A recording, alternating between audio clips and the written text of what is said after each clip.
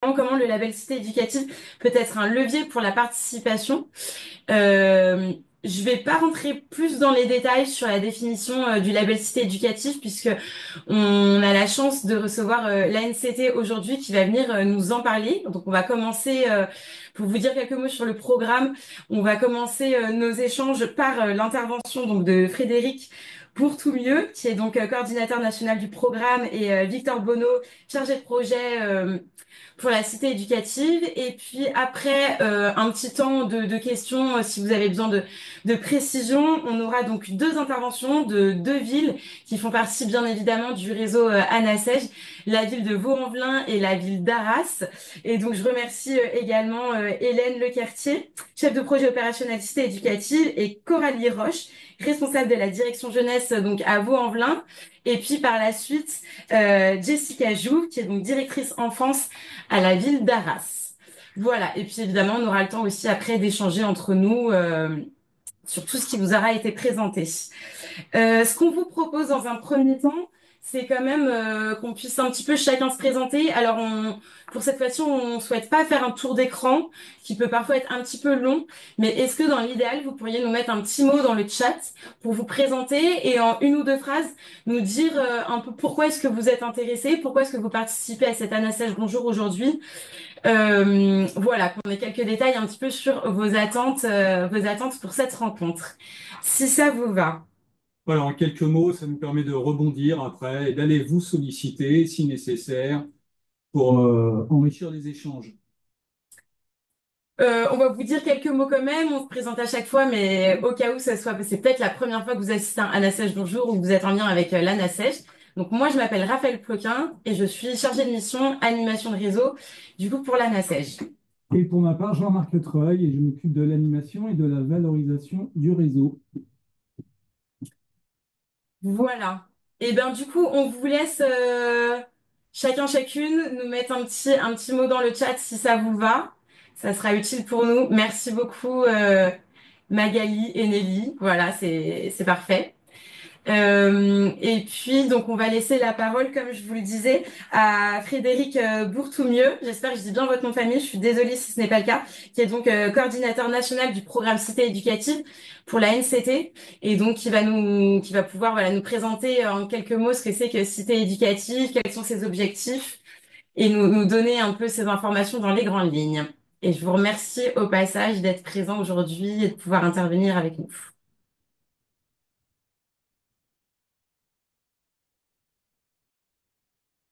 Alors, et bonjour à toutes et tous. Merci pour votre invitation.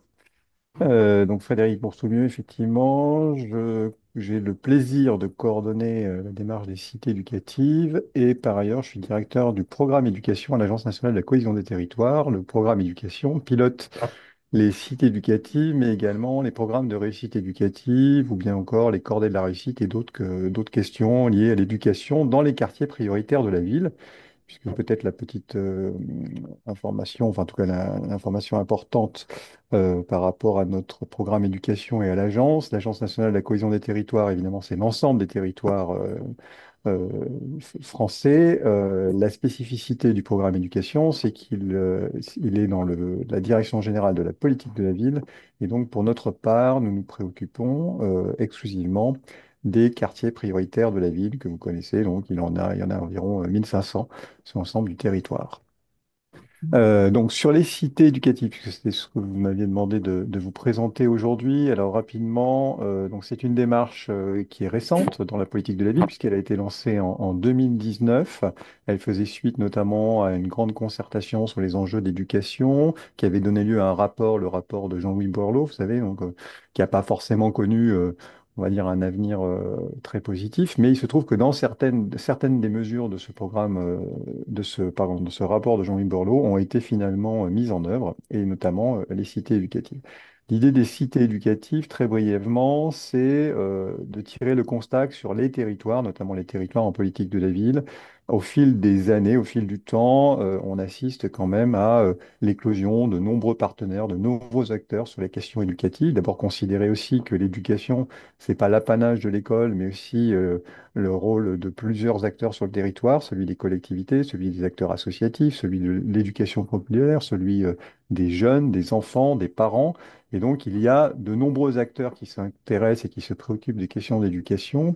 Et que finalement, au gré du temps, comme je le disais, on a assisté à différents dispositifs, différents projets qui sont arrivés sur ce territoire, qui ont entraîné une forme de sédimentation, de cumul d'actions, de projets, entraînant peut-être parfois une certaine complexité, une complexité à comprendre les rôles et les tâches de chacun, une logique d'intervention aussi qu'on connaît bien en France, qui est une logique vous savez, qu'on qualifie de silo, où chacun est un petit peu dans sa ligne d'eau et où finalement, plutôt que de parler de parcours éducatif et des enfants et des jeunes sur une logique de parcours, on a tendance parfois à les saucissonner en termes, en fonction des compétences et des institutions de chacun d'entre nous. Donc c'est cette idée-là. L'idée, c'est que on a besoin quelque part d'avoir une vision, une démarche qui nous permet de travailler collectivement sur ces enjeux d'éducation qui sont pluriels. Donc la cité éducative, elle a vocation à permettre ce qu'on appelle l'alliance éducative. Donc c'est vraiment, il faut le voir comme une démarche où on entend qu'à l'échelle des territoires qui sont concernés par la démarche, l'ensemble des acteurs pertinents, compétents, intéressés par la chose éducative peuvent être associés, doivent être associés. Alors évidemment, quand on a dit ça, ce n'est pas aussi simple que ça, hein. Ça paraît simpliste comme ça en l'exprimant, c'est un peu plus compliqué. Pour ce faire, on s'appuie sur un mode d'organisation alors qui évolue hein, depuis 2019, mais qui initialement considérait que même s'il y a de nombreux acteurs qui sont compétents sur la question éducative, il nous faut quand même un noyau qui va constituer, on va dire, le réacteur, le noyau dur de cette démarche des cités éducatives et de cette alliance que j'évoquais de tous les acteurs éducatifs sur le territoire. Donc ce noyau dur, il est constitué à minima par un représentant de la collectivité, puisqu'on sait que les collectivités sont très compétentes en termes de compétences sur les enjeux d'enfance, de petite enfance, d'éducation au sens large, d'un représentant des préfectures et d'un représentant de l'éducation nationale avec la désignation à chaque fois sur une cité éducative d'un chef d'établissement, donc d'un principal de collège qui opère, on va dire, la mobilisation de l'ensemble de l'écosystème école dans cette démarche, dans cette grande alliance éducative. Donc ça, c'est le noyau dur.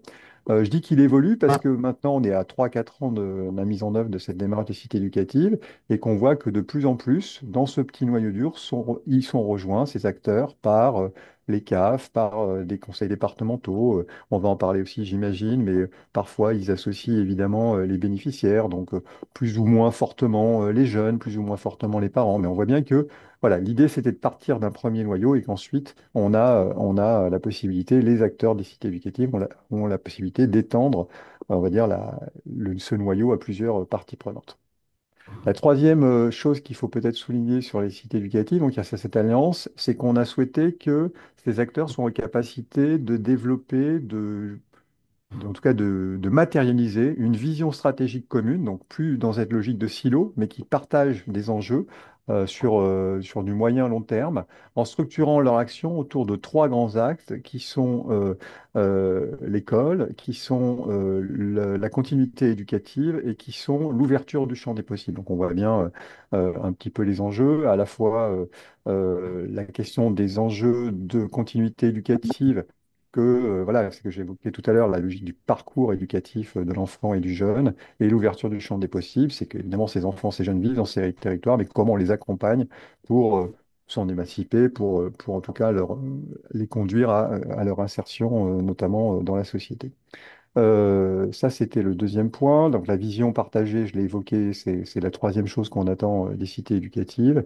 Et ensuite, on leur demande de s'organiser de façon à porter ce projet de façon opérationnelle, c'est-à-dire une fois qu'on a cette alliance, une fois qu'on a cette stratégie, une fois qu'on a ces objectifs partagés, comment opérationnellement on conduit l'action de la cité éducative avec évidemment différentes actions thématisées en fonction des territoires pour permettre d'améliorer les conditions de vie, de parcours éducatif de ces jeunes. Peut-être le point que j'ai oublié et qui est important quand même, et c'est une ambition forte de la part des cités éducatives et qui n'est pas toujours encore aujourd'hui incarnée, c'est on souhaite, on attend des acteurs qui pensent le parcours de 0 à 25 ans. Donc on voit bien qu'on va traiter d'enjeux aussi divers que la petite enfance, la question de la scolarité, la question de l'orientation, la question de l'insertion professionnelle, la question du décrochage scolaire, la question de la citoyenneté, la question de la culture. Vous voyez tous les enjeux éducatifs que vous connaissez bien et qui recouvrent, on va dire, cette question du parcours des 0 à 25 ans sont des sujets qu'on souhaite que la démarche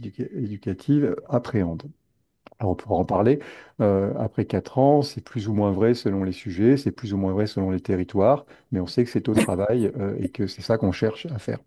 Donc voilà, ce que peut-être que je vais pas forcément faire une présentation très longue parce que je pense que l'idée et votre idée c'était de privilégier les questions et les échanges. Mais ce qu'il faut bien saisir, c'est que on n'est pas dans l'idée d'avoir surajouté un dispositif de la politique de la ville comme on a pu faire par le passé. C'est vraiment une démarche. On qualifie vraiment de démarche au sens où elle doit donner la capacité aux acteurs de mettre en commun déjà l'existant, peut-être de simplifier des choses. Et de finalement de porter cette vision commune stratégique. Aujourd'hui, pour vous donner quelques chiffres, on compte à peu près, enfin pas à peu près, on compte 210 cités éducatives qui couvrent environ 500 quartiers en politique de la ville. C'est une démarche qu'on n'incrémente pas sur les territoires de façon enfin, du côté du national, c'est une démarche qui sous-tend la volonté des territoires. Donc, en fait, il y a un cahier des charges pour que les territoires puissent être candidats et on juge après de la qualité de leur projet, de leur compréhension des enjeux de la cité éducative. Donc, c'est pas, il n'y a pas nécessairement, il n'y aura pas nécessairement tant de sites éducatifs qu'il y a de quartiers prioritaires de la ville, puisqu'on attend que ce soit les territoires qui s'en saisissent et qui nous candidatent, enfin qui candidatent pour pouvoir avoir l'obtention du label. Donc je disais 210 cités aujourd'hui, à peu près 500 quartiers couverts par par la démarche, et nous sommes actuellement dans une phase 2025, une phase où considérant les contraintes budgétaires qui sont les nôtres en ce moment, on devrait labelliser quelques nouveaux territoires candidats dans les mois qui viennent. Voilà rapidement, vraiment très succinctement, mais je crois que c'était un peu l'idée, c'était déjà de mettre la table, comme on dit. Oui, tout à fait. Merci beaucoup pour votre présentation. En plus, on verra tout à fait le lien et en tout cas les exemples qui peuvent être donnés justement après par les villes d'Arras et de Vaux-en-Velin et notamment aussi ce premier pas, ce premier palier peut-être si je puis dire, de partir aussi de l'existant. Mhm. Euh, je sais pas s'il y a des questions déjà à ce stade, peut-être des besoins de précision. Sinon, on peut peut-être aussi commencer un peu à, je sais pas si vous avez aussi sur la question de la participation et la question aussi d'associer les usagers, les publics, mais pas uniquement. Enfin voilà, on a vu aussi que notamment la ville de Vanvelin, je vais pas spoiler, mais la question aussi d'associer les parents d'élèves, les associations de parents. Est-ce que déjà à ce stade, voilà, il y a des questions de la part des participants, de besoin de précision ou voilà, dans cette définition et un petit peu les grands axes de, de, de ce label?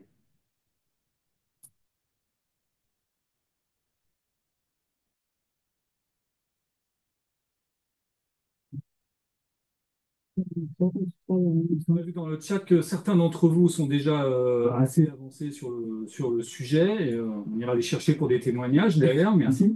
Et d'autres sont plus en première découverte. Alors tout le monde connaît bien sûr dans les grandes lignes le principe des cités éducatives, mais ce qu'on peut en faire réellement, comment on peut s'en saisir, on voit dans le chat que beaucoup d'entre vous sont à ce stade de l'interrogation. Donc profitez-en si vous avez quelques questions à poser déjà. On peut prendre un peu de temps. Et sinon, j'imagine que, enfin, je suis même sûr que la NCT publie plein d'informations sur le sujet et qu'on peut se documenter assez facilement pour un premier niveau de compréhension.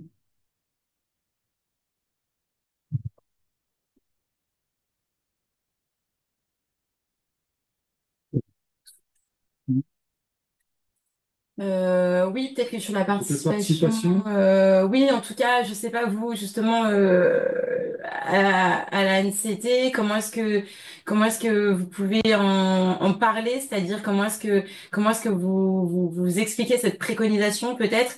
Est-ce que c'est plutôt quelque chose qui arrive dans un second temps, ou est-ce que dès le début, quand des collectivités, des villes viennent vous voir, voilà, pour vous ce critère de la participation est quelque chose dont vous parlez rapidement et qui est très important pour vous, ou qui arrive plutôt dans un second temps, puisque comme vous le disiez, c'est déjà partir de l'existant.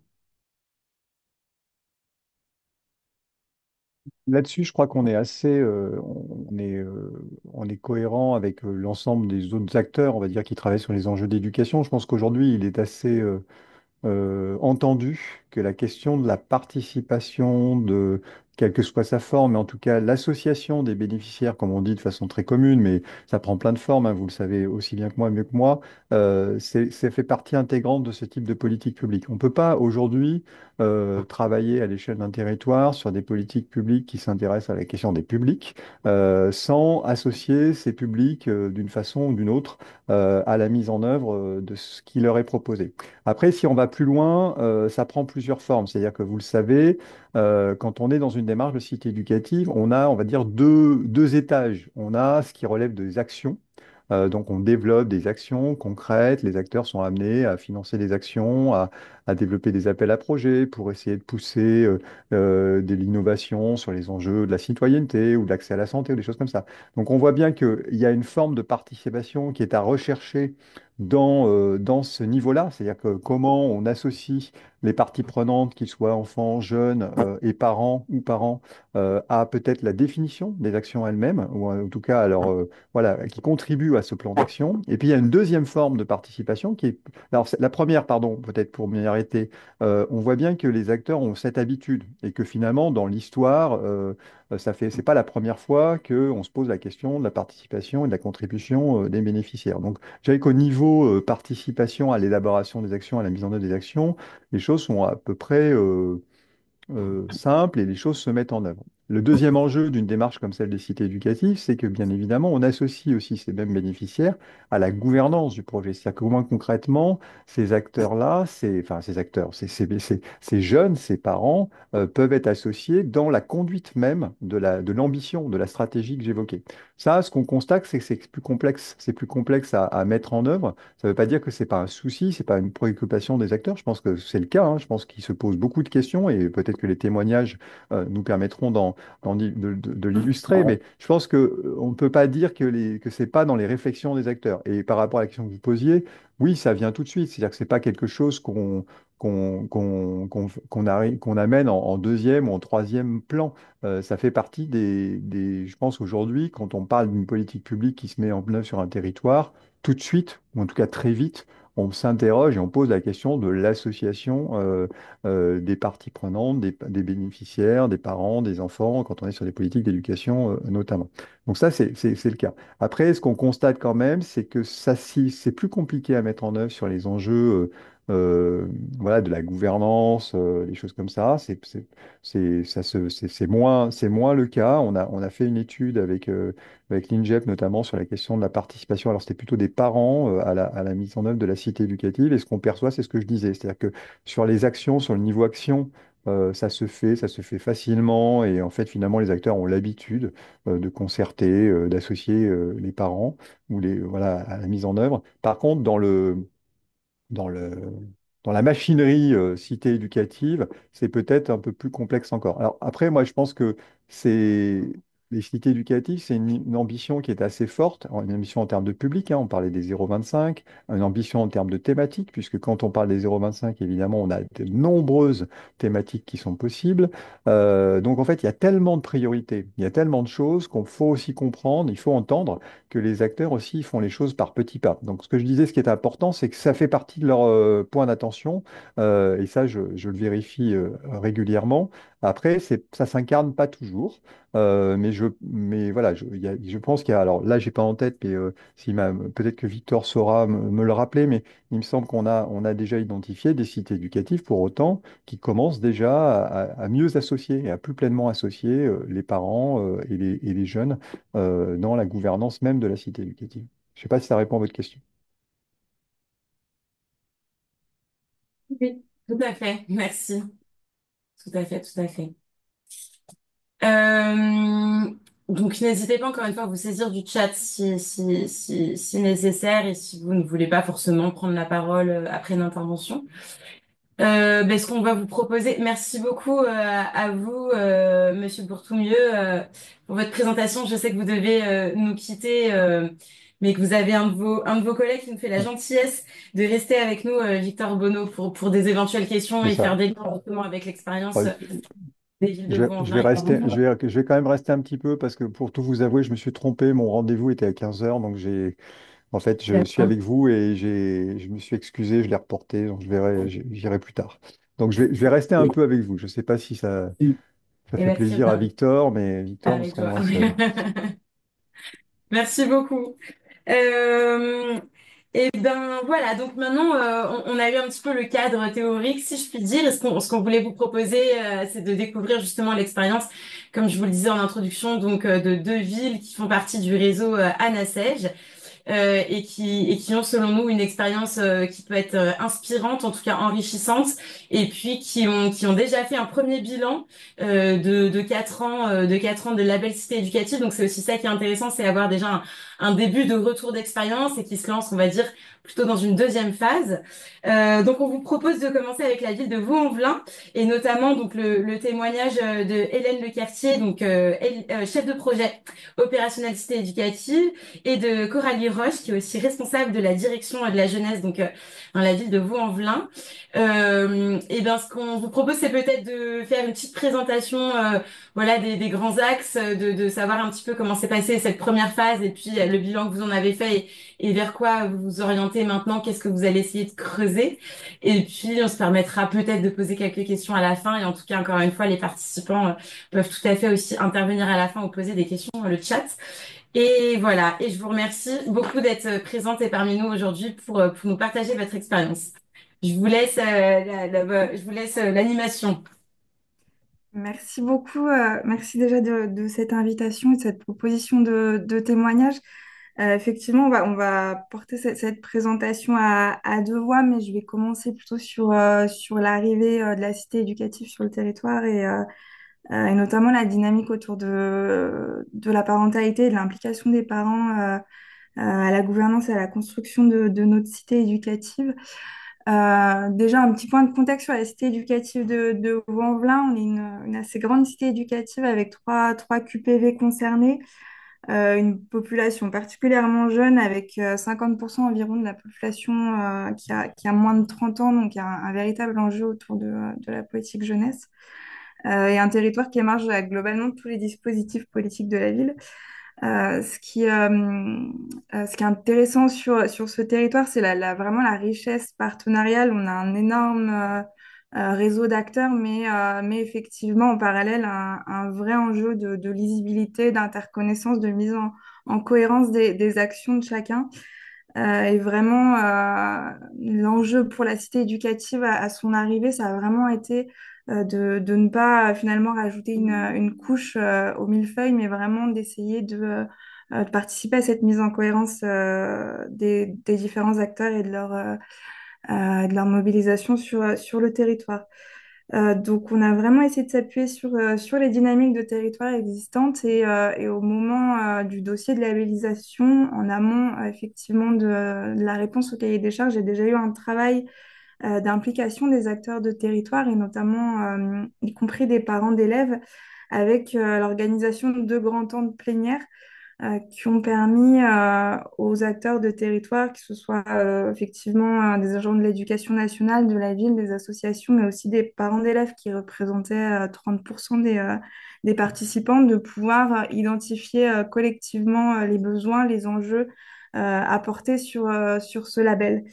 Voilà, c'était déjà assez structurant dans cette démarche cité éducative qui s'amorçait. Et vraiment, sur la suite de son développement, on a eu à cœur d'intégrer vraiment la participation des usagers à la définition des enjeux portés par la cité éducative. Et pour ça, on s'est beaucoup appuyé sur le gros travail qui avait été engagé par la municipalité à destination des parents, puisque la municipalité avait, dans les années précédentes, développé un conseil consultatif des représentants de parents d'élèves du premier degré, portait déjà des postes de médiation de parentalité au sein de sa direction de l'éducation. Donc, c'était plus facile pour la cité éducative de s'intégrer à cette dynamique-là et de capitaliser dessus pour pouvoir effectivement vraiment prévoir une place aux parents, non seulement effectivement dans la construction et le déploiement des actions, mais y compris dans sa gouvernance et dès les prémices de la cité éducative. Donc, euh, dès le lancement de la cité sur le territoire, on a des parents, représentants de parents élus qui ont été invités à participer au comité de pilotage avec cinq parents représentant les cinq réseaux REP+ du territoire.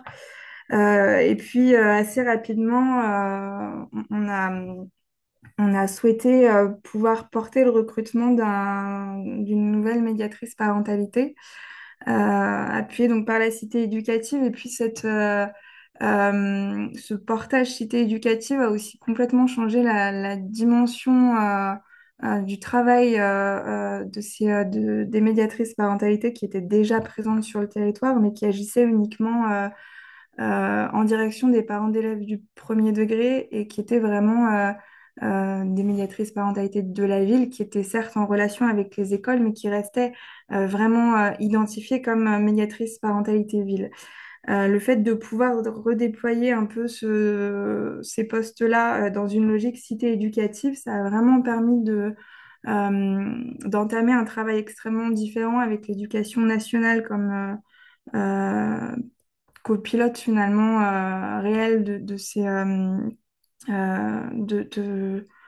du recrutement de ces médiatrices parentalité, de leur déploiement dans la construction de leur fiche de poste, dans la construction de leur intervention de territoire. Ça a complètement changé la dimension de ces postes-là, avec des interventions auprès des parents d'élèves du premier, mais aussi du second degré, avec une liaison extrêmement fine qui se construit au fil des années entre ces médiatrices parentalité et les collèges et de plus en plus également les écoles du territoire.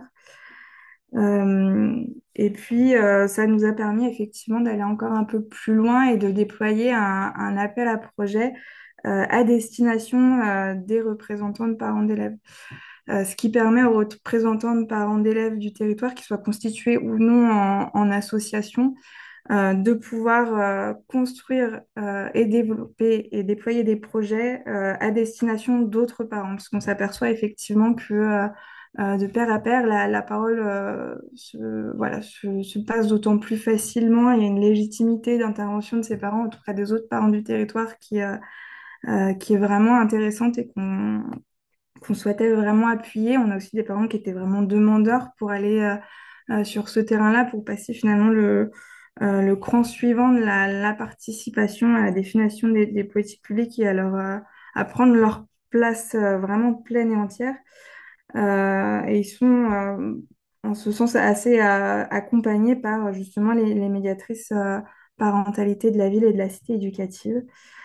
Et puis, on propose aussi aux parents de participer au groupe de travail de la cité, aux formations croisées que peut développer la cité éducative. Donc vraiment, on a vraiment cet enjeu qui est très fortement porté au sein de notre cité éducative. Mais au bout effectivement de quelques années de fonctionnement, s'est posé la question de la place des jeunes, puisque on se sentait assez en avance sur l'implication des parents dans la gouvernance de la cité. En revanche, sur l'implication des jeunes dans cette gouvernance-là, effectivement, on l'avait à l'esprit, mais on n'avait jamais réussi vraiment à aller plus loin qu'une envie partagée. Et puis, sur le territoire, notre DAZEN l'a fortement porté et effectivement nous a assez régulièrement interrogés sur ce sujet en nous disant effectivement que vous avez réussi à enclencher quelque chose à destination des parents, leur implication dans la gouvernance de la cité, quid des jeunes. Voilà, il faudrait le mettre au travail. Et en cela, on était complètement d'accord, mais encore une fois, ça n'avait pas forcément de sens d'aller sur ce terrain-là seul, sans s'appuyer sur les dynamiques de territoire.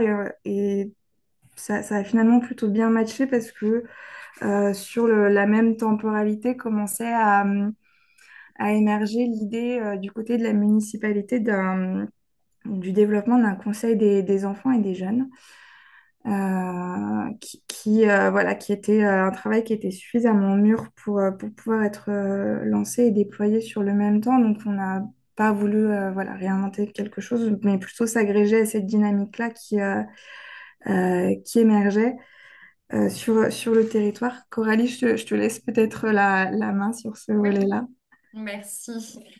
Du coup, comme l'évoquait ma collègue, c'est un projet du coup de la municipalité de mettre en place un conseil des enfants et des jeunes.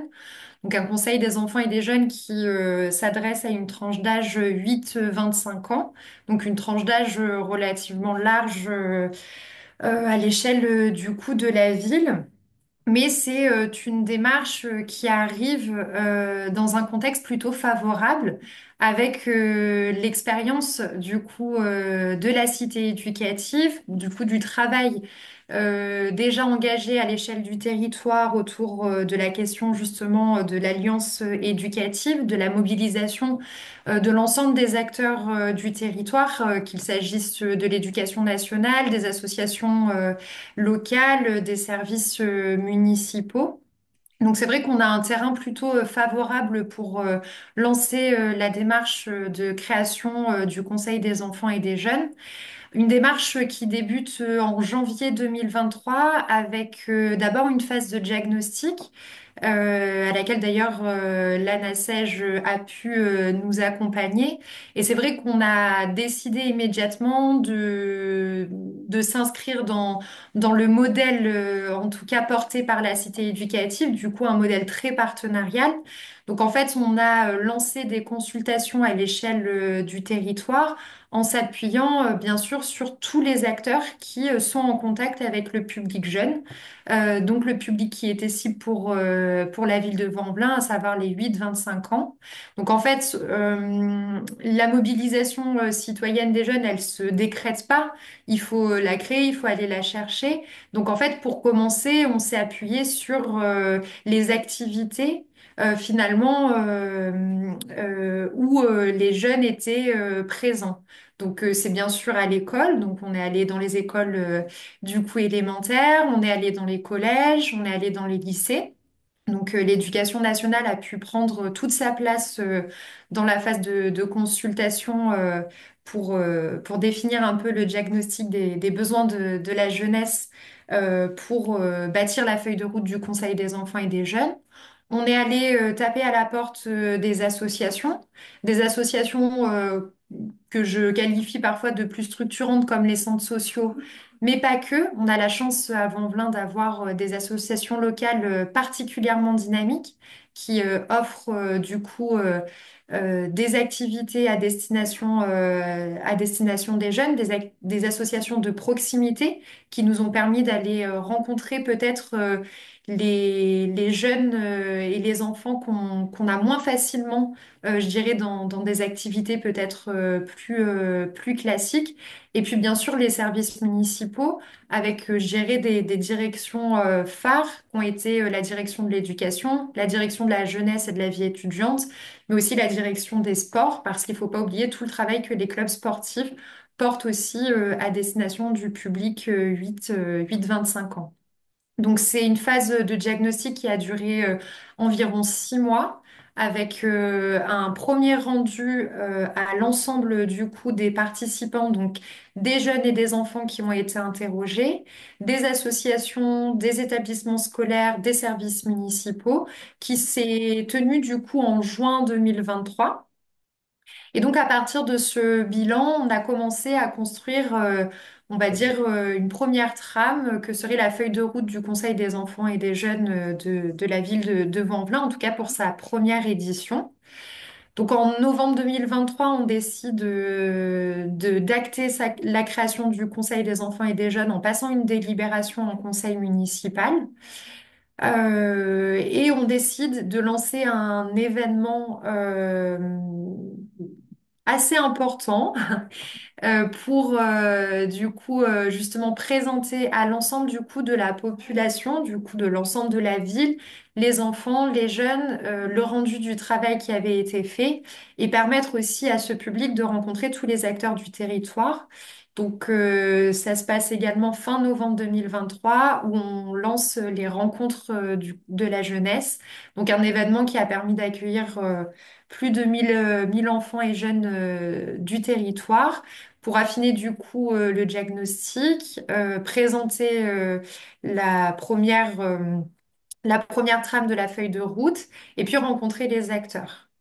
S'en est suivi ensuite des étapes très concrètes d'inscription des enfants et des jeunes au Conseil des enfants et des jeunes, avec une première assemblée plénière qui s'est tenue du coup en janvier 2024, présidée par Madame la maire, mais aussi les élus à la direction de l'éducation et à la direction de la jeunesse où là, on a demandé aux jeunes de retravailler, donc les enfants et les jeunes qui se sont mobilisés volontairement dans le Conseil des enfants et des jeunes, de retravailler du coup cette feuille de route pour la rendre concrète et la décliner en action.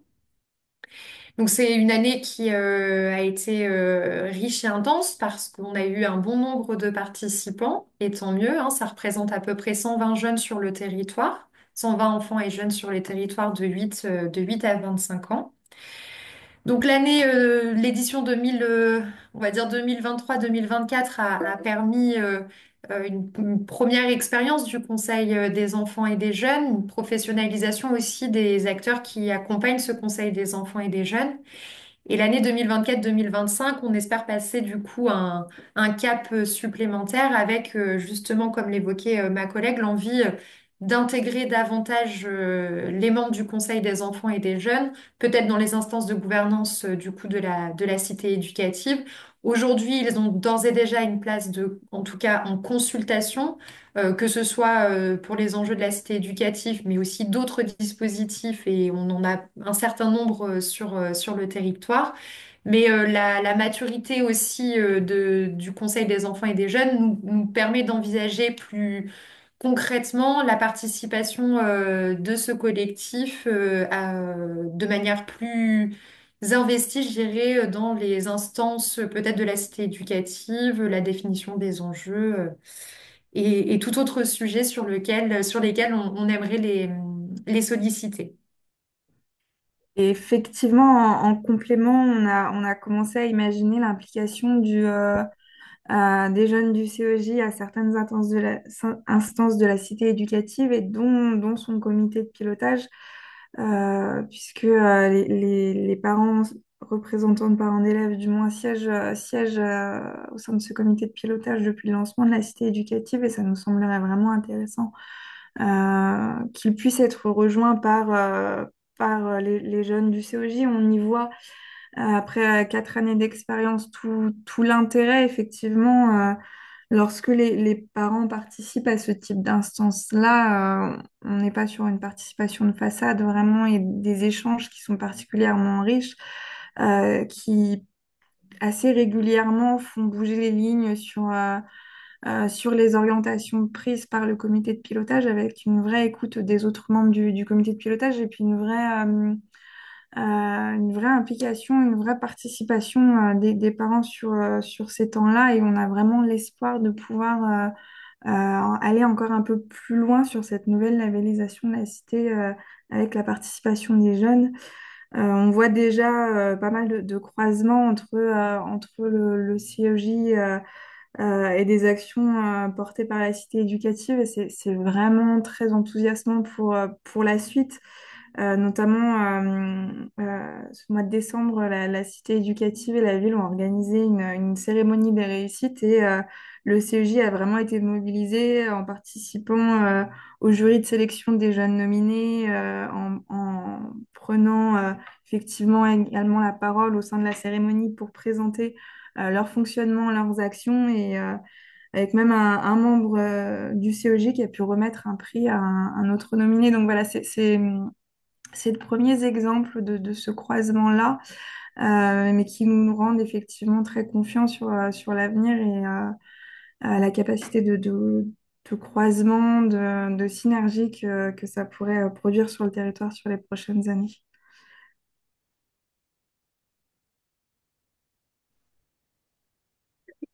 Eh bien, merci, merci beaucoup. Est-ce que c'est, parce que ça c'est un très bon exemple, est-ce que du coup vous en avez déjà un petit peu parlé aux jeunes de ce dispositif, de la cité éducative, de savoir est-ce qu'ils ont déjà entendu parler de ce nom-là ou pas du tout? Enfin voilà, je sais que quand on avait échangé un petit peu toutes les deux, vous m'aviez aussi fait part du besoin peut-être d'expliquer, de faire preuve un peu de pédagogie aussi pour qu'ils puissent intégrer le COPIL. Alors, est-ce que c'est quelque chose que vous avez dû faire aussi avec les parents d'élèves, les associations de parents d'élèves? Mais bon, eux, peut-être qu'ils étaient déjà un petit peu plus informés que certains jeunes, je ne sais pas. Mais voilà, comment est-ce que vous pouvez envisager ça aussi dans cette intégration, cette inclusion justement des jeunes dans des dispositifs comme le copilotage? Alors, c'est vrai que je pense qu'on pourra partir de l'expérience qu'on a pu avoir avec l'implication des parents d'élèves. Pour ce qui est des parents d'élèves, on avait eu un travail de mise en liaison via le conseil consultatif des représentants de parents d'élèves porté par la ville où on avait eu l'occasion d'intervenir à plusieurs reprises pour expliquer ce qu'était la cité éducative, pour expliquer son fonctionnement, pour expliquer les modalités d'implication des parents sur ce label. Après leur participation au temps de plénière qui avait précédé vraiment le déploiement de la cité éducative faisait qu'ils étaient effectivement déjà souvent assez au fait de ce qu'était la cité éducative. Après, il y a forcément un travail de communication régulier puisque on a un renouvellement annuel des parents siégeant au conseil consultatif. Donc voilà, c'est un travail régulier qui est pour partie mené par les médiatrices parentalité. Donc c'est vrai que c'était très appuyant. Et puis quand un représentant de parents d'élèves siège au comité de pilotage et que c'est la première fois pour lui qu'il siège sur cette instance-là, voilà, on prend un temps en amont pour représenter le label aux parents, pour représenter son fonctionnement et pas effectivement les amener sur une réunion sans qu'il n'ait fait tous les tenants, les aboutissants. C'est vraiment important pour nous de préparer cet échange-là pour leur donner toutes les clés de compréhension aussi. Donc, si l'on souhaite effectivement mener à bien l'implication de jeunes du CEJ sur ces temps d'instance-là, il faudra porter une vraie réflexion aussi sur la manière dont on les prépare et on les soutient dans cette démarche-là pour que leur participation soit pleine et entière. Oui, tout à fait. Et du coup, je me permets de lancer une petite perche un petit peu au hasard. Je sais pas si donc Victor Bonneau, donc qui est chargé de projet cité éducative à la NCT, est-ce que vous, il y a déjà eu des réflexions comme ça justement on parlait de médiation, de médiatrice pour les parents d'élèves. Est-ce que ce travail justement de médiation vers les usagers, voilà, vous avez des exemples, en tout cas, vous avez des cas peut-être à nous partager parce qu'effectivement, au-delà de faire une place, c'est aussi comment est-ce qu'on permet aux usagers, aux jeunes, de pouvoir participer pleinement. Euh, voilà, est-ce que justement avoir une personne dédiée à cette médiation, ça peut être un bon outil ou est-ce que vous avez des pistes de réflexion peut-être sur cet aspect-là? Ouais, complètement. Alors, le cas de Volontin est très intéressant. D'abord, je tiens à excuser Frédéric Bourtemieu qui a dû partir entre-temps pour aller à son autre rendez-vous. Euh, Effectivement, c'est intéressant de savoir les différents modes de participation à la fois des usagers, des habitants, des parents ou des jeunes eux-mêmes. Il s'avère qu'il y a de plus en plus de cités éducatives qui se saisissent du sujet, intégrant que ce soit les parents ou les jeunes et ou les habitants dans les différentes strates de gouvernance de leur cité éducative. Nous, à l'échelle nationale, mais comme sur n'importe quel sujet sur les cités éducatives, on n'a pas de règles définies. On invite bien sûr à la participation des parents et des enfants. mais comment dirais-je, leur intégration et leur participation dépendent de chaque réalité de territoire. Et puis il y a d'autres leviers aussi que vous mentionniez tout à l'heure, notamment les leviers de communication pour faire connaître la cité éducative sur le territoire. Il est difficile d'intégrer des parents ou des enfants quand ils ne savent même pas ce qu'est une cité éducative et encore moins qu'elle existe dans leur quartier. Donc on a plusieurs exemples de cités éducatives et par ailleurs, je pourrais vous envoyer, si vous le voulez, aussi différents exemples. Lors de notre forum national, le 21 janvier dernier, il y a eu notamment un atelier sur le sujet de la participation, avec 4 cités éducatives qui ont participé. Et là, il y en a un qui me vient en tête, mais c'est celui de Besançon, qui a créé une commission de parents pour prendre en compte pleinement la voix des parents dans le cadre d'un groupe thématique, et donc pour permettre aux parents de mieux agir, de mieux se faire entendre dans les différentes décisions, d'actions et de stratégies qui seraient portées dans le cadre de la cité éducative. Et je pourrais vous envoyer une liste, hein, si vous le souhaitez. Ça marche, bah merci beaucoup. Oui, donc comme souvent, enfin voilà, pas une façon de faire, mais en tout cas des réflexions à amorcer sur ce sujet-là. Il me semble qu'il y avait une question dans le chat qui était donc posée par Lucie Foucault. Quels liens font les labellisés entre leur cité éducative et leur PEDT? Alors ça fera aussi un lien avec la ville d'Arras qui va plutôt nous en parler sur l'aspect cité éducative et plan éducatif ville. Mais voilà, peut-être que Villeurbanne, je sais pas laquelle de vous deux, Coralie ou Hélène, peut-être peut nous dire un petit mot donc justement de ces liens entre ces deux conventions. Si je puis dire. Oui, il y a des liens assez évidents entre la cité éducative et le PEDT, ce qui est déjà facilité de manière assez pragmatique, puisque la représentante de la cité éducative au sein de la ville, qui est la directrice de l'éducation, est également celle qui porte le PEDT. Mes collègues voilà, qui sont en charge du suivi du PEDT et sur l'animation sur le territoire, on travaille au quotidien ensemble, donc ça aide à vraiment une interconnaissance et un partage assez fin des enjeux. Euh, on essaye en ce moment justement de mener un travail de structuration de nos liens de manière un peu plus approfondie maintenant, parce qu'on a aussi maintenant cette maturité-là. On s'inspire aussi d'autres territoires pour cela, mais on essaye vraiment de porter cette réflexion de la conjonction entre cité éducative et PEDT. Il y a aussi cette réflexion-là, d'ailleurs, avec la CTG. On est en train d'imaginer des outils qui puissent aussi nous permettre de donner de la lisibilité à ces croisements avec des fiches thématiques euh, qui puissent un peu nous permettre voilà, de mettre un peu de cohérence entre nos différentes interventions. On réfléchit aussi à la fusion de certaines instances. Par exemple, enfin voilà, on sait que nos partenaires sont globalement les mêmes. Euh, nos enjeux sont souvent les enjeux qu'on porte, nos orientations sont souvent assez proches et se croisent. Donc voilà, on souhaite pouvoir de plus en plus aller vers la fusion de certaines de nos instances pour plus de cohérence aussi. C'est déjà le cas de plus en plus sur certains groupes de travail. Le groupe de travail parentalité, par exemple, est commun à la cité éducative, au PEDT, à la CTG.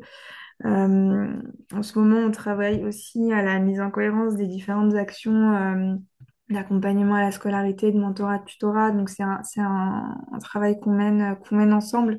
Voilà, il y a de plus en plus de liaisons et on amorce un travail de structuration là-dessus. Merci beaucoup pour votre réponse.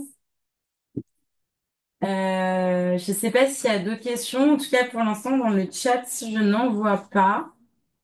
Donc, on va vous proposer. Ah, s'il y a une question de Chilti Gagne. Oui, Joël, on vous laisse poser votre question.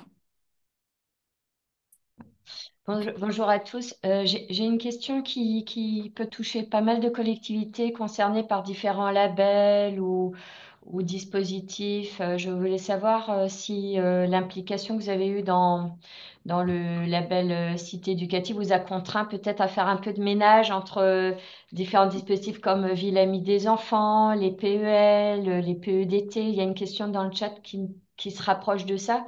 Souvent, on nous dit qu'on fait des millefeuilles avec plein de dispositifs. Est-ce que vous, au contraire, ça vous a permis un peu de resserrer votre politique jeunesse? Enfin voilà, est-ce que ça a été aussi un levier pour clarifier une feuille de route, on va dire, voilà.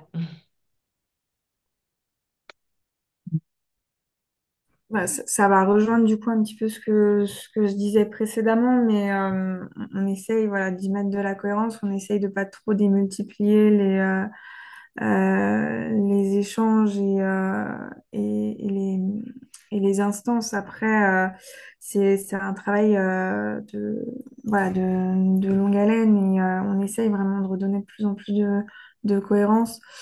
Euh, je crois d'ailleurs qu'Aurélie, je me permets de te regarder concernant le groupe jeunesse qui est en train de se remonter. J'en ai un bel exemple aussi d'essayer voilà, de donner de la cohérence avec quelques grands groupes de travail un peu structurants qui permettent de croiser ces différents dispositifs, ces différents labels. Et Oui. Oui, tout à fait, merci Hélène. C'est en tout cas c'est l'occasion effectivement de réinterroger la mobilisation des acteurs dans les différents dispositifs qui peuvent avoir des enjeux très proches. C'est vrai que quand vous prenez une convention territoriale globale, quand vous prenez un projet éducatif de territoire, quand vous prenez la cité éducative, euh, il y a des objectifs communs, il y a des enjeux qui se regroupent. Et en fait, les acteurs aussi que l'on sollicite pour travailler autour de ces enjeux, eh bien, ce sont souvent les mêmes, hein. On va retrouver l'éducation nationale, on va retrouver les acteurs associatifs, on va retrouver les services municipaux. Et c'est vrai qu'il est assez compliqué de, de rationaliser un peu les énergies pour garantir en fait une forme de participation, parce que c'est bien là l'enjeu et la demande aussi de ces dispositifs. Euh, et d'en même temps répondre aussi aux feuilles de route très claires qui nous sont demandées par chacun des dispositifs. Autrement dit, on peut pas vraiment s'exonérer à un moment donné de remplir un peu un dossier pour chaque dispositif. Néanmoins, en tout cas, c'est vrai que nous, la cité éducative, c'est quand même un mode de gouvernance qui est très intéressant, qui permet aussi de faciliter, je trouve, vraiment l'action sur un territoire via justement cet enjeu d'alliance éducative, hein, qui n'est pas simple à mettre en place, mais qui, dès lors qu'on arrive à faire naître une synergie d'acteurs, ça permet vraiment d'avoir de belles actions, en tout cas sur le territoire. Je ne sais pas si on y est arrivé. En tout cas, ce qui est certain, c'est que nous, ça nous réinterroge dans notre modèle de sollicitation des partenaires pour répondre à ces différents dispositifs et qu'on est en train justement de lancer une réflexion sur comment garantir la participation des différents acteurs du territoire aux différents dispositifs que l'on peut avoir en tant que collectivité, sans démultiplier leurs sollicitations et être justement dans le fameux millefeuille que l'on connaît si bien. Donc on tente des initiatives et voilà avec des groupes comme l'évoquait ma collègue Hélène qui vont embrasser du coup des enjeux croisés de différents dispositifs.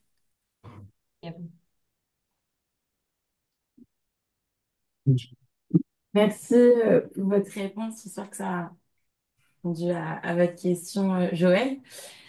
Alors, il y a une autre question dans le chat, mais ce qu'on vous propose, si vous en êtes d'accord, sauf si vous devez partir un petit peu plus tôt, Magali et Karine, c'est d'écouter le témoignage de la ville d'Arras parce que justement, cette question du projet éducatif ville a été aussi un questionnement. Enfin, ça fait partie, je crois, des points qui vont être abordés donc par Jessica Jouve, qui est directrice enfance à la ville d'Arras. Et qui va nous parler de plusieurs éléments. La ville d'Arras, c'est vrai que c'est une ville qui est très dynamique sur la question de la participation enfance-jeunesse avec de nombreux dispositifs, évidemment aussi des conseils de vie lycéens, collégiens, sur lesquels ils se sont un petit peu appuyé. Voilà, je vais pas trop en dire, mais aussi un lien évidemment avec les parents. Et puis cette question justement d'éviter le millefeuille, comme vous le disiez, d'éviter d'avoir différents plans, projets qui pourraient se superposer. Ce que je trouve intéressant d'ailleurs, c'est que tout à l'heure, Monsieur Bourtounieux disait qu'il était également chargé du programme de réussite éducative. Et donc, c'est aussi quelque chose dont on va vous parler normalement de Jessica, sur justement ce programme de réussite éducative. Comment est-ce qu'à un moment on décide peut-être de faire des copilotages, des copiles euh, communs. Voilà, exactement, merci. Donc je m'arrête là. Et Jessica, merci beaucoup pour votre présence et votre témoignage aujourd'hui. Je vous laisse voilà, nous présenter un petit peu les différentes actions cité éducative de la ville d'Arras. Merci beaucoup pour cette proposition de témoignage. Je vous salue toutes et tous. Je voulais juste préciser que je témoignais en tant que directrice enfance et vie scolaire de la ville d'Arras, mais également au titre de membre du bureau de l'ANDEV, qui est l'Association nationale des directeurs et des cadres de l'éducation des villes de France. Donc une association qui regroupe près de 600 adhérents et plus d'une centaine de villes et de collectivités en France, avec une vocation de partager et de toujours aller chercher les initiatives locales dans le champ de l'éducation au sens large, puisqu'on a une vocation à intervenir de la petite enfance jusqu'à la jeunesse. C'était pour poser le cadre. Dans le cadre de ma mission, je suis en effet membre de la Troïka, de cette fameuse Troïka dont M. Bourtounieux a parlé tout à l'heure, et donc copilote en charge de la cité éducative pour la ville. Je suis arrivée à Arras il y a un peu plus d'un an à peine maintenant, et j'ai occupé ces mêmes fonctions dans une ville précédente auparavant. La ville d'Arras est effectivement très engagée pour la réussite éducative et l'éducation avec un grand E, pour faire un plantage de décor très rapidement. La cité éducative sur Arras, c'est aujourd'hui 4 QPV. On a été labellisé en 2019. Lors du renouvellement de la labellisation cette année, nous avons travaillé avec la NCT à l'extension du périmètre pour faire coïncider la cartographie de la géographie prioritaire et la cartographie de la cité éducative, ce qui permet d'avoir une réponse cohérente sur le territoire. Donc, c'est près de 10 000 habitants, un peu plus de 10 000 habitants, soit 25% de la population de la ville. Pour vous donner un élément aussi de chiffres, 13 écoles sur les 21 qui sont concernées par la cité éducative, le collège chef de file, bien sûr, et un collège associé. Et on n'a pas directement de lycée dans le territoire, mais des lycées dont le bassin de recrutement est lié au périmètre de la cité éducative. Il y a beaucoup de choses qui ont été déjà dites sur l'organisation des cités éducatives. Effectivement, j'aurais bien fait un focus un peu spécifique sur la gouvernance pour faire écho à ce que précisait Frédéric Bourtoumueux tout à l'heure, notamment avec une volonté forte de mieux se connecter aux dispositifs politiques de la ville existants et de structurer la relation avec les différents dispositifs, les différents programmes existants déjà. Donc la démarche de la cité éducative va là cette année, c'est déjà en cours depuis l'année dernière, mais formaliser euh, une fusion du pilotage avec le programme de réussite éducative, avec une volonté d'apporter une vision stratégique globale sur le territoire de la cité éducative par cette démarche des cités et une réponse à un accompagnement plus individualisé pour les enfants et les familles dans le cadre du projet éducatif, du programme de réussite éducative. Mon lapsus n'est pas vain puisque, en effet, tous ces sujets sont liés clairement aux objectifs du projet éducatif de la ville que nous sommes en train cette année de renouveler. C'est plutôt dans ce travail finalement de renouvellement du projet éducatif que nous allons chercher la mobilisation et la participation des familles et des jeunes. Je vous l'ai dit, cette nécessaire articulation avec le droit commun et les autres dispositifs est très importante pour la ville. Et c'est dans ce sens qu'une fois qu'on a réussi à faire coïncider l'ensemble des cartographies. Il a été formalisé en comité de pilotage également que la cité éducative porterait le volet éducatif du contrat de ville pour la ville d'Arras. Je le précise pour la ville d'Arras puisque nous sommes associés à un contrat de ville intercommunal. Donc, c'est une spécificité à gérer, mais ça implique un travail de connexion et des allers-retours très importants avec les partenaires qui sont ceux de l'Interco sur le contrat de ville notamment. Qu'est-ce que je pourrais ajouter là-dessus? Voilà, sur la gouvernance, c'était pas mal. Donc, le projet éducatif, donc, qui s'appuie là aujourd'hui sur le renouvellement. Vous l'avez dit en préambule, la ville d'Arras, effectivement, compte déjà depuis quelques années des conseils municipaux d'enfants et de jeunes, a créé début 2023 un conseil de lycéens et d'étudiants qui permet aussi d'avoir une dynamique encore plus large sur les jeunes adultes et pouvoir aller chercher leurs intentions et leurs souhaits sur le développement de la cité éducative. Aujourd'hui, le bilan de la première triennale a mis en évidence euh, une très forte mobilisation des publics scolaires dans le cadre de la réalisation des actions de la cité éducative. Et c'est pourquoi, à partir de fin 2024, début 2025, la volonté d'aller vers ces publics jeunes et familles est renforcée en les associant soit dans les instances déjà existantes, parce qu'on a parlé de la multiplication et des millefeuilles pouvant exister au niveau des dispositifs, mais finalement, dans le cadre des sollicitations, on est aussi confronté à devoir solliciter les mêmes familles, parce que c'est souvent les plus volontaires qui sont là, et les mêmes jeunes, parce qu'on va aussi choisir le public captif des conseils élus ou des conseils de délégués quand il en existe dans les établissements. Donc, c'est une volonté aujourd'hui d'aller s'appuyer sur des instances déjà existantes et en apportant nous-mêmes les sujets qui pourraient intéresser la cité éducative. Donc, comme je le disais, les objectifs de la cité éducative s'inspirent très directement des projets, des objectifs stratégiques du projet éducatif. C'est pourquoi dans chacune des instances, aujourd'hui, nous allons travailler le projet éducatif en ayant le volet cité éducative qui compte pour un quart de la ville, donc qui n'est jamais délaissé en réalité. On a déjà travaillé et on est en train de formaliser une formation de parents d'élèves. C'est ce qui nous manquait aujourd'hui parce que devant la- l'absence ou la quasi-absence de représentation des grandes fédérations de parents d'élèves, pour ne pas les citer, FCPE et PEP, hein, euh, il se trouve que les parents d'élèves élus au conseil d'école, notamment, avaient besoin aussi d'être un peu mieux outillés. Ça avait été fait au moment de la grande réforme des rythmes scolaires en 2013, mais depuis, les habitudes se sont réinstallées, les parents ont changé, puisque si tout va bien, l'enfant grandit et finit par quitter l'école à un moment donné. Donc, c'est tous les ans des nouveaux parents.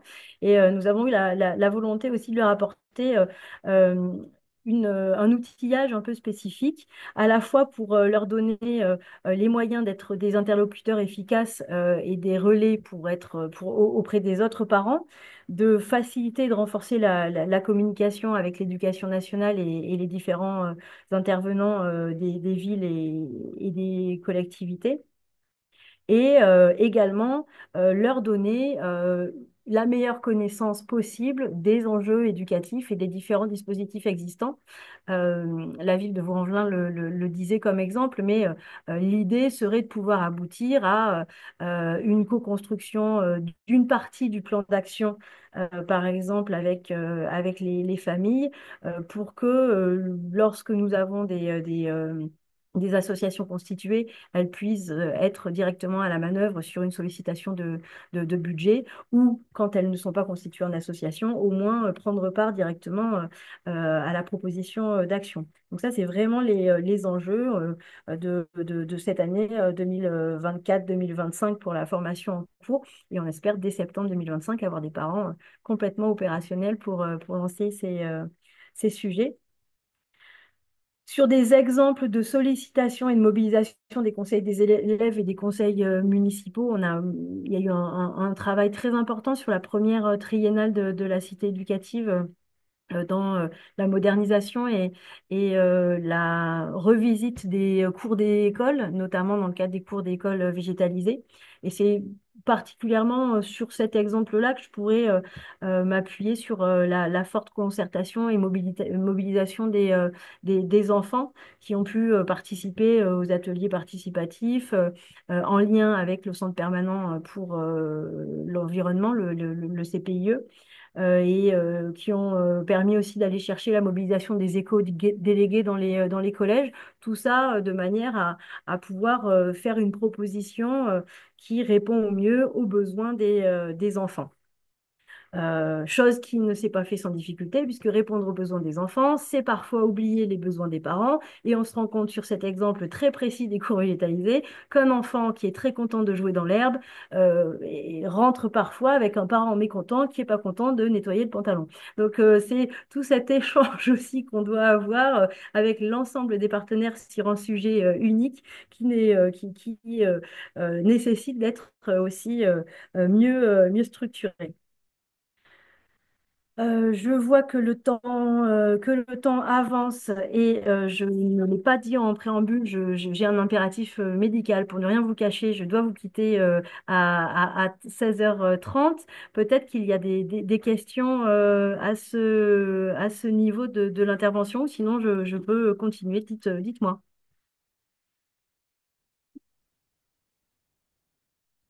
Je vois pas de main levée pour l'instant. N'hésitez pas si vous préférez à poser votre question dans le chat.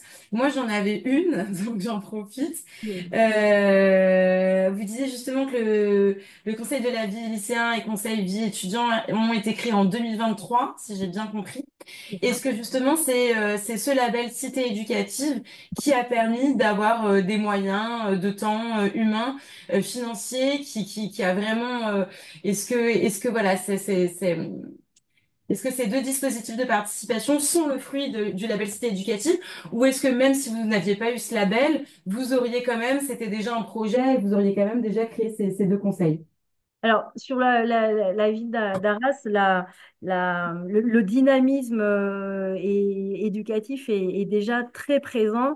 Et finalement, je dirais que c'est plutôt l'inverse. C'est parce que l'ambition éducative est grande que la ville avait souhaité s'outiller et être labellisée cité éducative, ce qui permettait aussi d'apporter un volet supplémentaire d'action et une meilleure alliance sur les territoires, notamment renforcer la relation avec l'éducation nationale, parce que au-delà de l'aspect quotidien qu'on a en gestion, notamment pour le premier degré, quand on est au niveau ville comme nous le sommes, il était primordial de pouvoir renforcer également ces sujets-là. Alors, j'étais pas là au moment de la réflexion, mais pour moi, c'est vraiment une ambition de déploiement d'une politique jeunesse forte et présente sur le territoire qui a porté cette création du conseil de vie lycéenne dans le cadre de la feuille de route jeunesse qui est posée par la municipalité.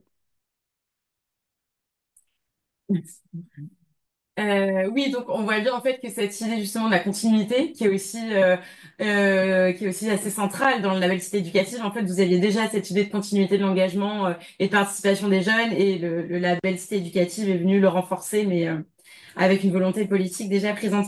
Et du coup, j'ai une autre petite question rapidement, parce que vous parliez, ça fait aussi un lien avec ce qu'a pu nous partager la ville de Vaux-en-Velin par rapport à cette question de la formation.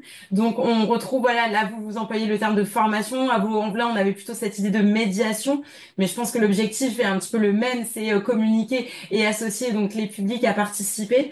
Je sais pas si vous en avez déjà mis en place parce que vous parliez de septembre 2025. Mais voilà, comment est-ce que ces formations, est-ce que vous pouvez nous en dire un petit mot? Comment est-ce qu'elles sont construites? Est-ce que c'est une journée? Comment est-ce que vous partagez cette information aux parents d'élèves et quel est l'objectif principal? Est-ce que c'est qu'ils comprennent les enjeux de la cité éducative et qu'ils puissent participer derrière? Voilà. Est-ce que vous pouvez nous donner une petite précision sur le contenu de cette formation, s'il vous Oui, plaît? bien sûr. Alors, c'est une formation qui a déjà, alors effectivement, et c'est peut-être une erreur de langage. Je l'appelle formation parce qu'on était dans une dynamique de formation telle qu'on peut l'imaginer au départ. Mais les parents nous ont fait remarquer, on est déjà à la deuxième session, et les parents nous ont fait remarquer que peut-être la formation, ça fait un peu peur et que s'ils avaient su qu'ils y trouveraient plutôt un temps d'échange comme on l'a construit en réalité, ils auraient été au départ plus enthousiastes. Il n'empêche qu'on a quand même réussi à mobiliser déjà près d'une cinquantaine de personnes sur les deux sessions précédentes. On a 136 parents d'élèves élus, donc on n'est pas si mal que ça, je pense, pas si mauvais dans la mobilisation. Néanmoins, le programme est travaillé avec une association, un organisme qui s'appelle Alter Ego, qui se situe dans le Val d'Oise, pour les personnes qui seraient intéressées. Moi, je les avais identifiés parce qu'ils ont beaucoup travaillé avec la cité éducative de Cergy. Notamment, c'est là que j'avais eu ce partage d'expérience. Et on travaille avec eux donc sur quatre sessions. Une première session qui pose vraiment une entrée très pratico-pratique sur le rôle du parent en conseil d'école. C'était notre première porte d'entrée. Et puis finalement, les premiers échanges ont démontré que au-delà du positionnement du parent en conseil d'école, il leur manquait quelques informations sur l'écosystème éducatif de la ville, une meilleure connaissance des accueils de jeunes, des centres de loisirs, comment est-ce que ça marche, parce que finalement, un parent se situe et n'a de connaissances que de la tranche d'âge dont il a l'enfant actuellement, et ça permet aussi de pouvoir leur présenter l'avant et surtout l'après. Et là, pour la session qu'on organise au mois d'avril, l'idée sera de présenter l'ensemble de la politique jeunesse pour mieux travailler l'entrée en sixième, notamment pour les CM2. Et finalement, ce qu'on organise à l'échelle des différentes directions à l'attention des enfants, on a vocation dans cet esprit-là à pouvoir le présenter aux familles pour qu'elles soient aussi finalement vecteur de communication et d'information auprès des autres parents. Donc, on a quatre sessions. La première sur le rôle du parent d'élève, la deuxième sur l'écosystème éducatif de la ville. La troisième sur un travail collectif sur la coécriture d'un livret du parent d'élève qui sera donc notre outil de travail à partir de la rentrée 2025 et on pourra le donner dès le 14 octobre une fois que les parents auront été élus. Ça leur donne un moyen de pouvoir s'inscrire dans dans leur nouveau mandat avec des éléments. Et le dernier sera un temps de travail sur la proposition d'action dans le cadre du projet éducatif pour la rentrée prochaine. Ok, super. Voilà. Bah, non, mais voilà, on voit qu'il y a différents paliers. Et voilà, nous-mêmes à la NSH, normalement, vous le savez tous et toutes, on propose des formations. Et pareil, dans l'aspect de la formation, autour de la participation, il y a quand même différents paliers. Et donc, c'est intéressant de voir aussi que il y a différentes marches. Bah, merci beaucoup. Je ne sais pas s'il y a d'autres questions. En tout cas, on nous demande si les villes d'Arras et de Vaux-en-Velin auraient éventuellement des documents, des ressources qui présentent un petit peu voilà, leur cité éducative, les réflexions. Je ne sais pas si on peut retrouver ça sur votre site ou est-ce que vous pouvez me les envoyer sinon et je me ferai le relais aux participants. Alors, de notre côté, c'est vrai qu'on n'a jamais réussi à faire de documents de com un peu synthèse. C'est un de nos points d'amélioration sur ce nouveau label. Par contre, si, voilà, si vous souhaitez avoir plus d'informations, pouvoir échanger ensemble, je serai enfin, voilà, très disponible pour discuter avec vous, répondre à vos questions. Donc n'hésitez pas à nous contacter en direct du côté de Vaux-en-Velin, ça nous fera très plaisir. Merci beaucoup, Hélène. Ouais, je pourrais envoyer quelques éléments, mais effectivement, je reste également disponible pour pouvoir avoir des échanges si vous le souhaitez, avec plaisir. Merci beaucoup. Jessica, je ne sais pas s'il y avait d'autres points que vous vouliez aborder, ou si voilà, vous avez fait un petit peu le tour de ce que vous vouliez nous dire. S'il y a des dernières questions, j'en vois pas pour l'instant. Ouais, j'ai fait à peu près le tour. Alors, j'avais réaménagé au fur et à mesure pour éviter d'être dans la redite, puisqu'il y a déjà beaucoup de choses qui avaient été évoquées. Non, je pense que c'est pas mal, là. Non, moi, j'ai une petite question du coup avant de vous laisser partir. Vous nous expliquez que le Conseil d'enfants et de jeunes du coup, est une ressource assez évidente pour impliquer des enfants et des jeunes dans la gouvernance de la cité éducative. Et ça, c'est très chouette. Je me dis que ça ne doit pas être évident quand même par rapport à ce qu'ils font habituellement dans leurs habitudes de participation, on va dire, parce que là, ils se retrouvent dans une instance avec des adultes, pareil, dans quelque chose qui peut paraître un peu compliqué aussi. Quel regard vous avez là-dessus, si vous avez un peu de recul? Et dans cet esprit-là, est-ce que vous avez pu constater peut-être que cette expérience un peu différente de participation peut-être à dynamiser aussi le Conseil d'enfants et de jeunes. Enfin, est-ce qu'on arrive à faire des ponts entre ces deux expériences? Bah, l'expérience la plus récente qu'on a c'est une journée qui s'est organisée le 6 janvier dernier, dans le cadre justement du renouvellement du projet éducatif, où on avait volontairement organisé ça un mercredi, avec un temps de travail ouvert à la fois aux professionnels de l'éducation, aux membres de l'éducation nationale, aux parents d'élèves et aux familles arageoises. Et également, on a eu le passage du Conseil des enfants sur des interventions hyper pertinentes. On est toujours surpris par la capacité des enfants à venir bousculer aussi nos propres visions des choses. Comme c'est des enfants qui sont déjà assez rompus finalement à l'exercice de Mm. de la formulation, de la présentation. Ils ont, voilà, quand ils sont élus, là, ils sont déjà élus depuis 2 ans. Donc, une certaine aussi connaissance de l'écosystème dans lequel ils s'inscrivent. Honnêtement, on n'a pas eu de difficulté à les faire participer avec des adultes qui n'avaient jamais vu, qui étaient professionnels, qui étaient d'autres parents. Donc, mais c'est parce il y a cette habitude-là pour ce groupe d'enfants qui étaient disposés à participer ce jour-là.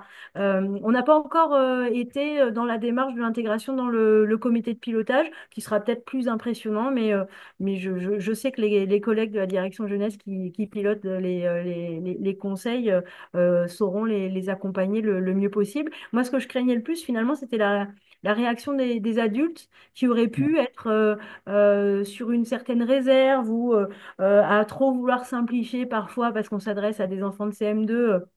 Mais peut-être on ne dit pas la même chose. Et finalement, ça s'est très bien fait, chacun avec son niveau de langage, mais on a réussi à produire de vraies propositions d'action sur le futur projet éducatif qui auront bien sûr une résonance en cité éducative et qui sont des expériences à décupler, je pense, pour la suite. Ok, merci. Là, je parlais tout à l'heure de l'association Andev, mais je ne l'ai pas dit en préambule. Cette année, le dernier congrès national de l'Andev, qui était organisé à Montpellier en décembre dernier, avait pour objet la place des enfants et des jeunes dans l'élaboration des politiques éducatives locales. Et effectivement, on a eu beaucoup de moments pour évoquer la participation des jeunes. L'ANACEJ j'étais d'ailleurs partenaire de ce temps-là. Euh, vous pourrez retrouver aussi prochainement qui manifeste, en tout cas, on va proposer en une dizaine de points cette modalité de structuration de la participation des jeunes et des familles dans la politique éducative locale suite au dernier congrès.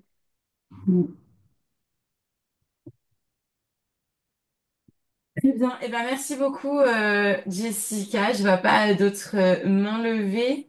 Voilà, merci beaucoup pour votre Merci à vous. participation. Euh, Merci.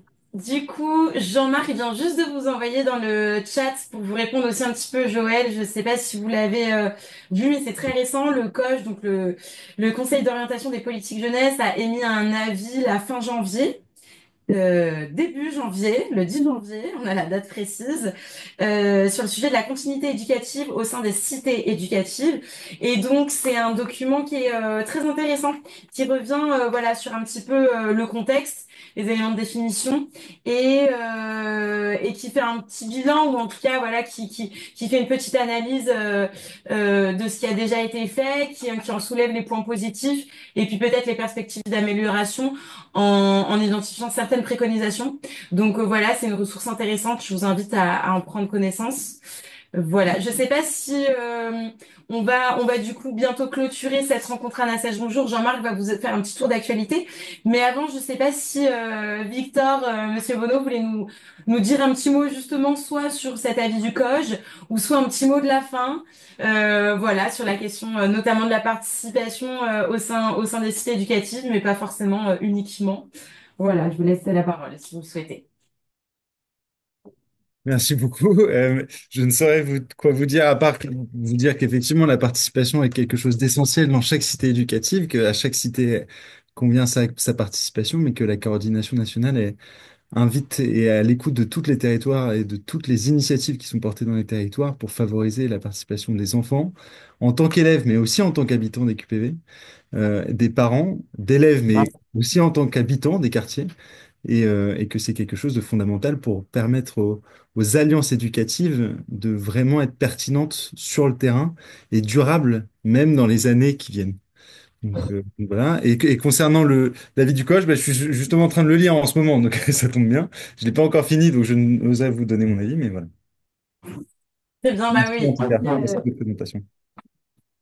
Merci à vous. Voilà, on retient les termes de cohérence, de continuité, de pertinence, voilà, qui ont été beaucoup exprimés aujourd'hui et qui témoignent de l'intérêt aussi de ce label de cité éducative et de cette méthodologie presque, ou en tout cas de cette méthode de réseau de partenaires et d'acteurs éducatifs, socio-éducatifs.